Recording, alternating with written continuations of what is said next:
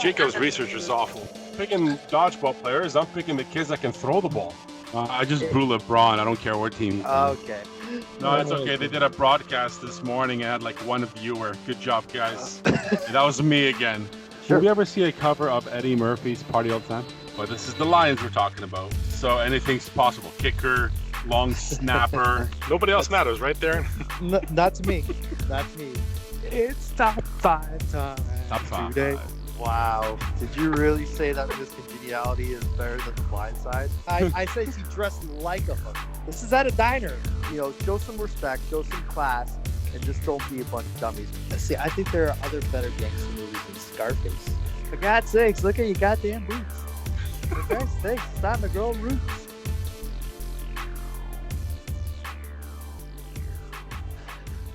Welcome, everyone, to a special edition of the ADG podcast. I'm Darren. And I'm Jacob.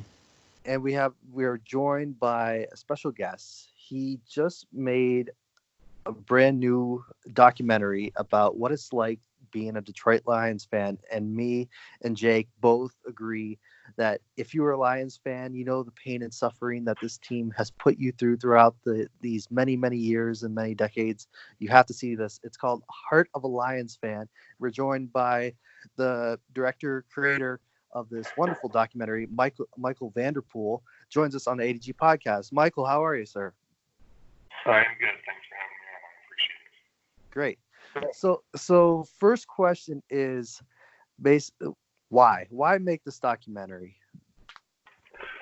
So, like the first shots that you see in the film and that first little monologue there that I give at the beginning about, the question whether or not I want to raise my son in the Lions.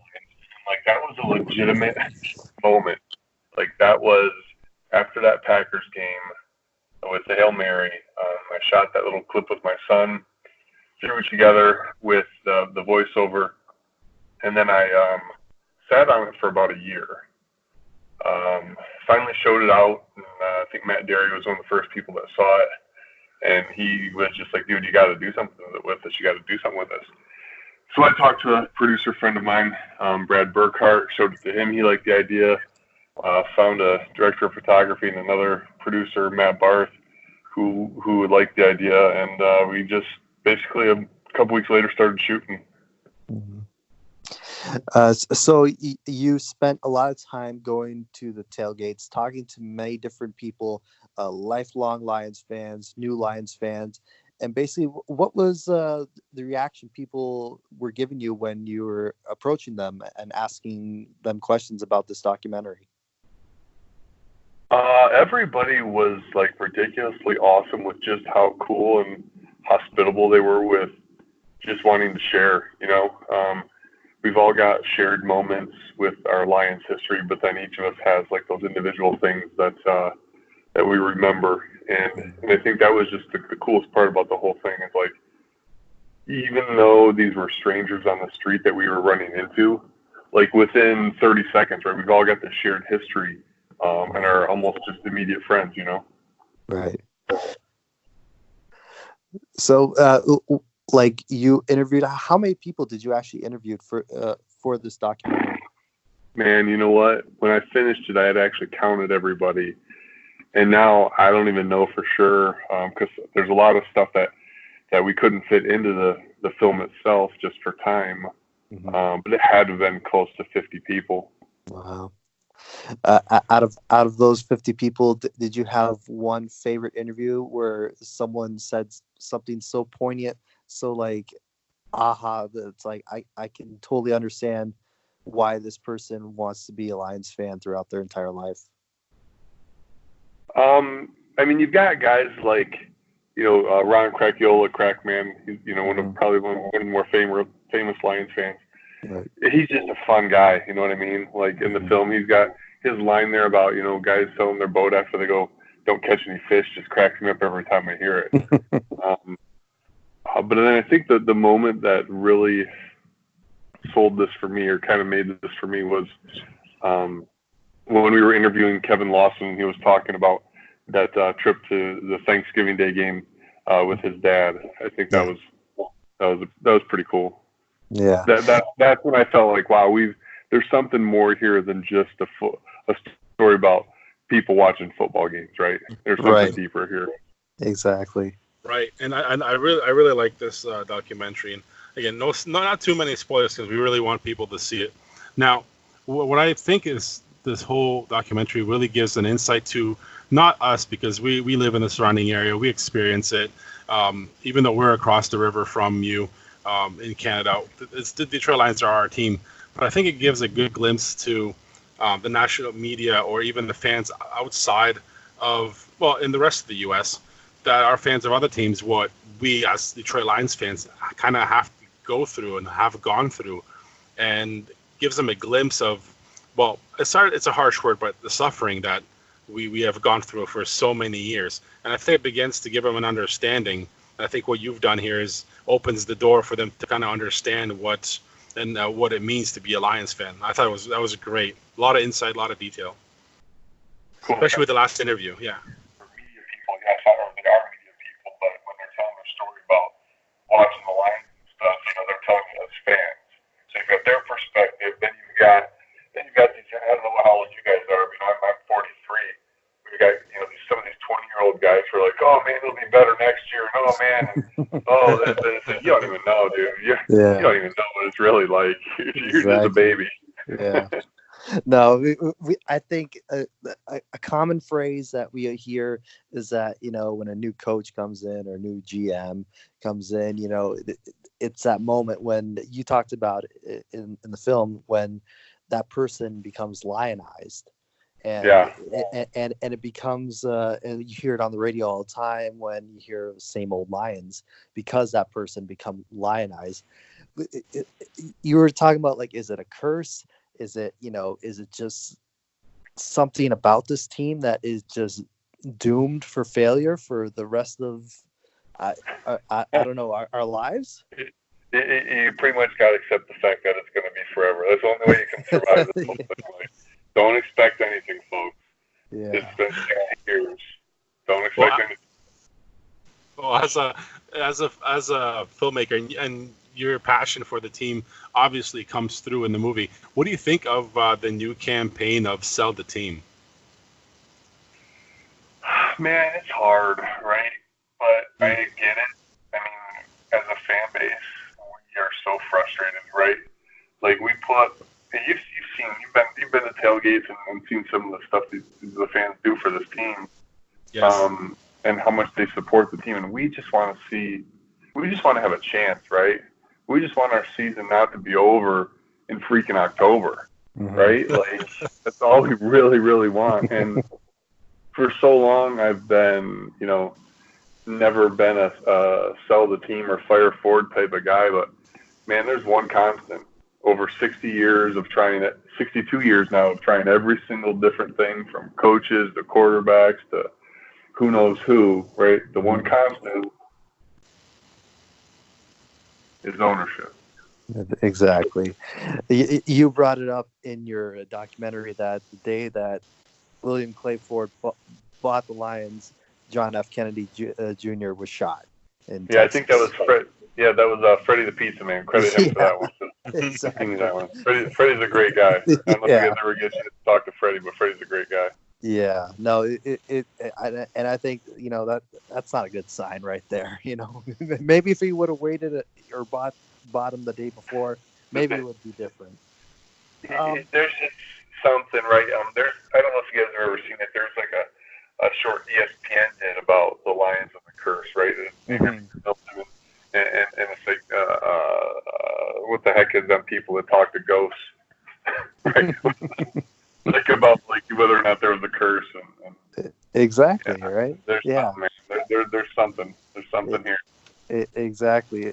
There has to be. There has to be. The odds for, look what the odds are for these teams that just to make the playoffs, at least win a playoff game. Look at the odds, and they're pretty decent. You can be half decent and make the playoffs and have an opportunity. The Lions just stumble. Yeah.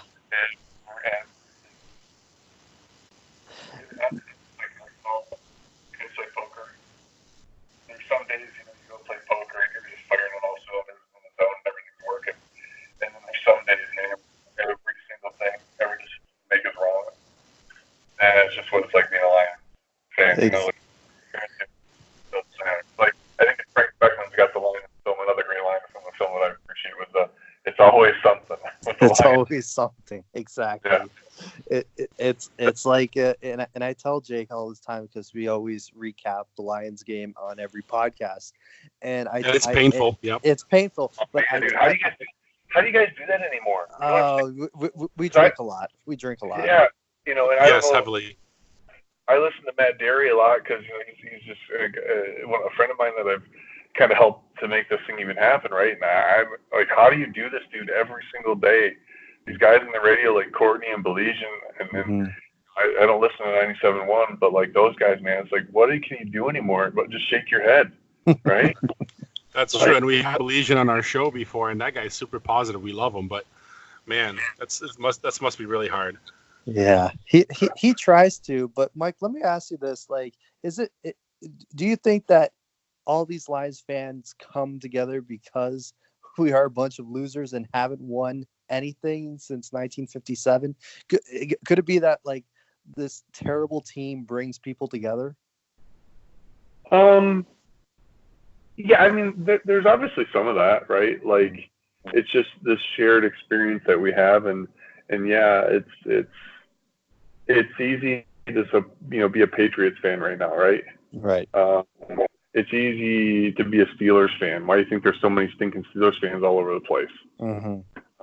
But being a Lions fan requires a level of like toughness and willingness to put up with BS that I don't think you do as an individual, right? You got to find a group of people who you can commiserate with, right? Because no one else gets it, man. You know what I'm saying? Like even Browns, like I know Browns aren't even the team that's in Cleveland right now isn't even the Browns anymore. So like I don't even get what their whole, but Lions, man, it's different, dude. It's different.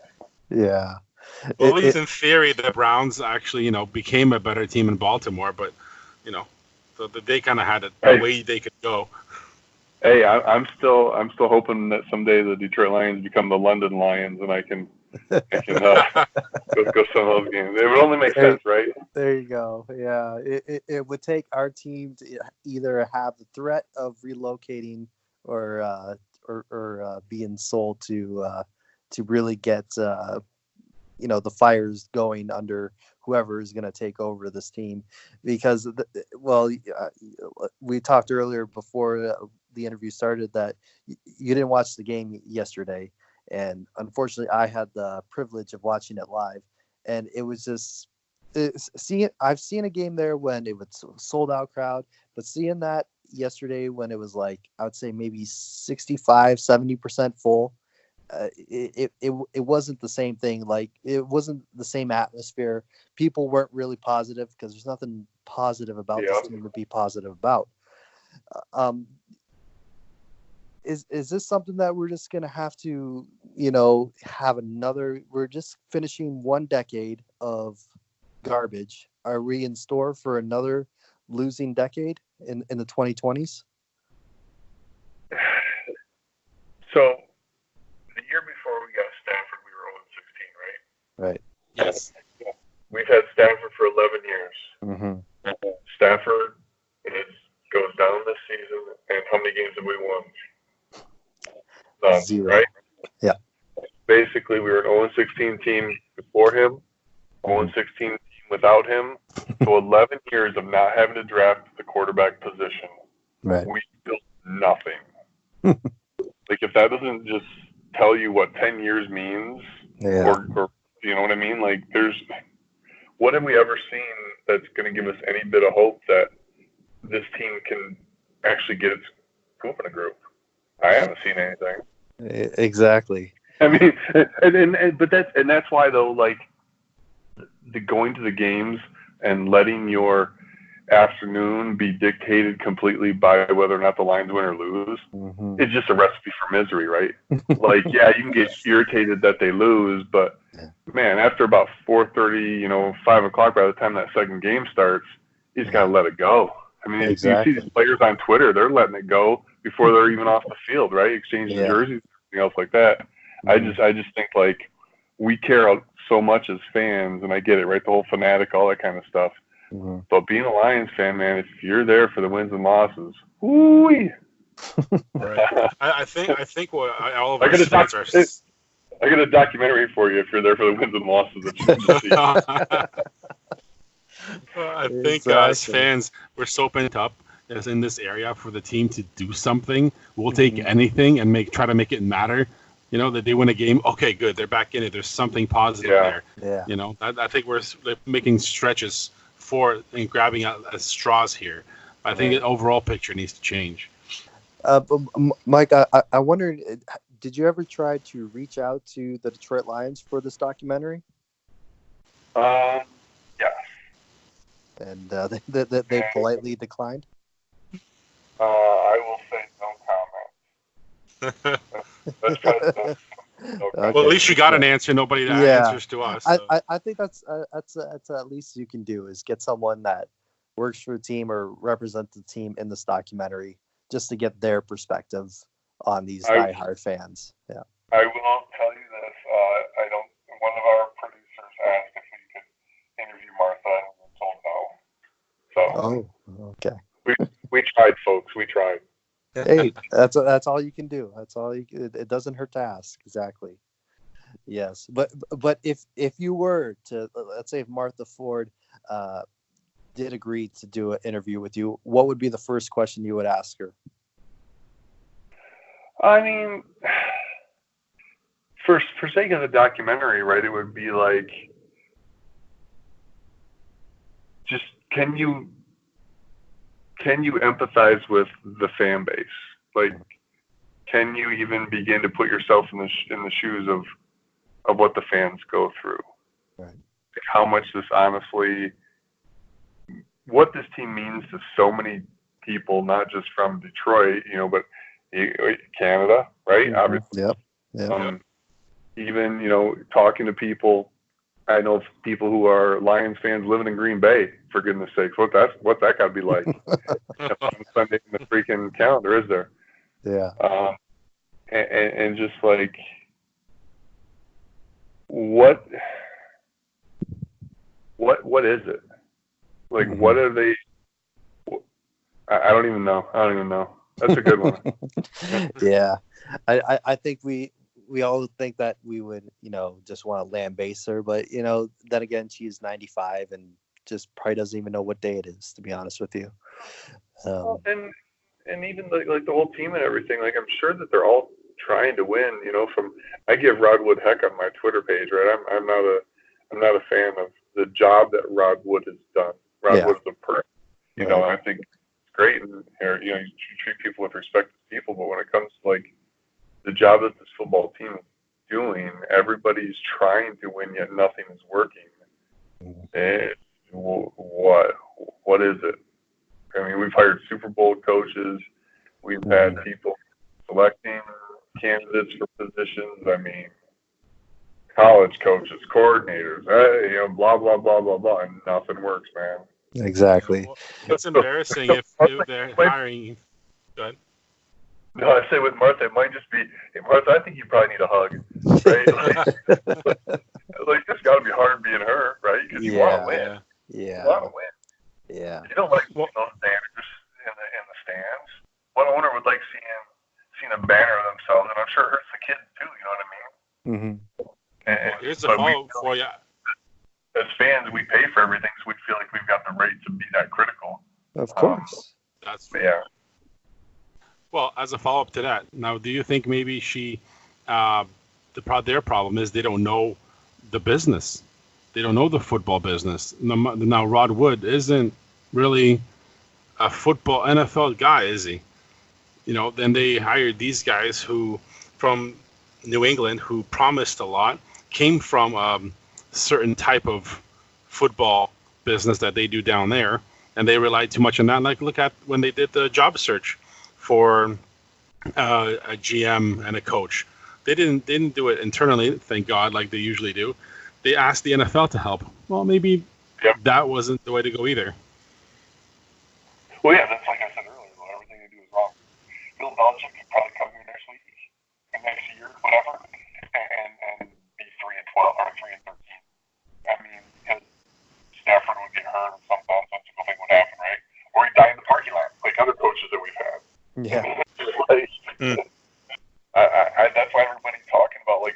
position. Like, I don't care who we draft. We can draft anybody, and it never works here. When does it work? Exactly. Stafford and Calvin, okay, and Barry, but what did we get? With some of the greatest in the game, what did we get? One playoff win. Yeah. Cool. Let's go for the food and the people. Overpriced drinks. That's yeah, and I mean it's kind of defeatist sometimes to think that way. But like when I think about myself, even a few years ago before making this movie, I was throwing the remote control and like being pissed off the whole freaking afternoon after they lost them. And after a while, I was like, what is that? Like my wife didn't even want to watch the games with me anymore. I'm like, wow, this is dumb. What am I doing? Yeah. And then making all this there movie. now. Yeah, and making this movie and meeting people. I mean, dude, the Jets game last year. Remember the first game of the year when who was it? Was it Quinn that made that interception run back first play of the game, or was it, no? I believe it was Diggs. Diggs, right? The guy that they traded away for a 5th round pick. Yeah. yeah. So I remember turning around in the stands. I was at that game, high-fiving Kevin Lawson, the guy in the movie. This is our year. This is our year. This is our year. And then just that complete slide off of the cliff. Yeah. But dude, at the end of that game last year, there were still fans in the seats. I sat there till after the game was over, and I'm looking around, and there are still Lions fans in those seats watching that game. I'm like, wow, what the heck is wrong with you people? And I'm looking at and I'm sitting there too. I'm like, oh, what's wrong with me? So this film that you made really gave you a platform to vent as a Lions fan, all the heartache and anger that they have given you throughout the years. So now that it's out and people can see this, so basically you're saying that this was pure. This movie process that you made was very therapeutic for you. Oh yeah, 100%. Yeah.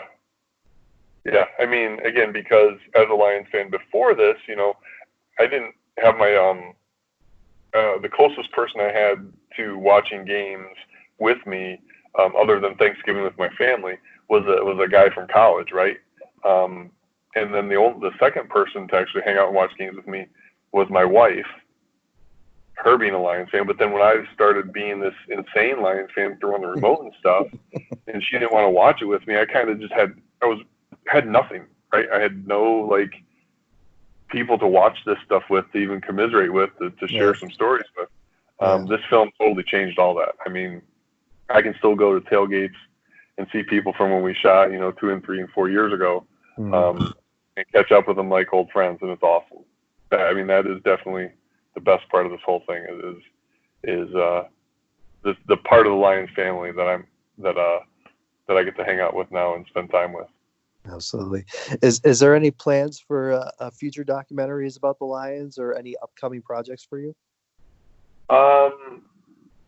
We had talked about wanting to do and I'll probably give this idea away to somebody else because I don't have the time or energy to do it right now. A documentary on the number 20 as it relates to the Detroit Lions. Okay. We had 3 really great players that all wore the number 20. Kind of looking at a history of Detroit told through those 3 players and their time in Detroit. I thought would be kind of cool because the whole football chronologically of all the dumb stuff that's happened to the Lions, that's kind of played out, right? Right. And that'd be a movie that would never end. I mean, just think every year just still playing. Yeah, exactly. So that was something that would be cool. And then I've got a couple feature length scripts that I've written that are set in Detroit that may try to get produced someday, but I teach college, so I'm kind of busy. Great. Most of the year. That's fantastic, though. But well, Michael, we really enjoy having you on the podcast. Make sure you check out the film. It's on Amazon Prime. Is that right? Yep, Amazon Prime. So there you go. Check it out. The heart of a Lions fan, the pain and suffering. There's good times. Yeah. Please don't get me wrong. There has been glimmers of hope. It's a great story. It's a great story. It's what we all live through. It's great. Exactly. But you really, if you're a true Lions fan, and if you're not a Lions fan and you're not from Detroit, and like, what do they really go through? Watch this documentary. it'll tell you exactly what what they go through. Because one of the parts that you brought up in your documentary, when Barry got his 2,000 yard, I was at that game, and I remember it was I was a little kid when that happened, and I remember it was such a high and then very low when Reggie Brown was on the field and couldn't move, and they had to stop the game for at least 20 minutes, 30 minutes to get him carted off. Just little things like that when it's supposed to be a joyous occasion, and then some freak thing happens to Lions. It just seems to happen all the time. And just think about this, man. Like, even going to the games anymore, Mm-hmm. like, every time there's a great play, I don't immediately cheer anymore because I'm looking first, right? Like, that's just the way it is, man. Exactly. That's true. There's a new rule being made. Hold on. Yeah. Well, Exactly. and that's the thing. A lot of these Lions plays cause rule changes in the NFL. Like, obviously completing the process, that was the big one. That the Calvin Johnson rule, whatever you want to call it. Batting the ball out of the end zone. Or like the 10-second runoff, which was kind of like the first time that ever, I think, happened, right? Like, how do these rules that are on the books only get, the first time they're used is on the Lions? That's right. And we didn't even get into the film, like all the records that have been set against the Lions, right? I mean, Yes. heck, even That's another film. Yeah, that's right. Yeah, exactly. That's perfect. That's great. Well, the film is Heart of a Lions Fan. You can find it on Amazon Prime. I highly recommend this documentary. Jake saw it the other day. 100%. It was well done. Michael Vanderpool, thanks for joining us on the ADG podcast. Yeah, thank you guys for having me. I appreciate it very much. Anytime. So that's it for the ADG podcast. I'm Darren. And I'm Jacob. And we are ADG.